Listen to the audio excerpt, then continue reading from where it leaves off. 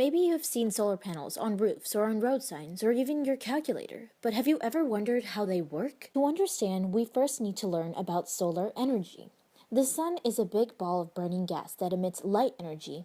In fact, it emits enough energy an hour to sustain the Earth for an entire year. That's an enormous amount of energy. Now, solar panels harness that energy and convert it to electrical energy. But how do they do that? Each solar panel is made of multiple photovoltaic cells. Each one is made of a semiconductor, and silicone, being the most common, will be used for this example. The top and bottom are covered with a conductive material, while silicone is sandwiched in between. Solar cells use two layers of silicone, an N-type and a P-type. The positive layer has holes where it is missing electrons, giving it a positive charge, while the negative layer has extra electrons around, giving it a negative charge. The area between is called the p-n junction, where charge is allowed to flow freely. Now, when sunlight hits the solar cell, the photon's energy knocks an electron out, creating a free-moving electron. This is called the photoelectric effect. This phenomena relies on the wave model of light created by Albert Einstein, where light exhibits properties of both a particle and a wave. Light is made of photons whose energy can be calculated by E equals hv. This shows that the energy a photon carries increases as frequency increases. Now, electrons need a certain amount of energy to escape their atomic orbitals, which requires something called a threshold frequency.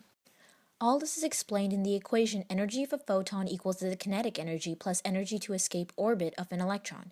Once simplified, the equation becomes kinetic energy of an electron equals Planck's constant times frequency plus work.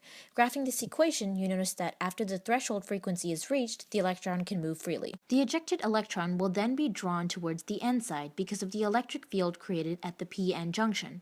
This will create a flow of electricity that can now be stored in a battery or be used to power any electronics. The great thing about solar panels is they last a very long time, almost decades. This is because electrons are the only parts that are moved, and they go back to where they came from in the silicon structure, so nothing gets used up.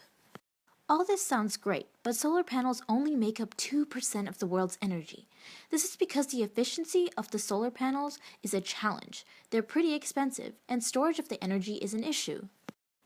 The good news is research is constantly making new strides toward a world where solar energy can be the largest source for energy.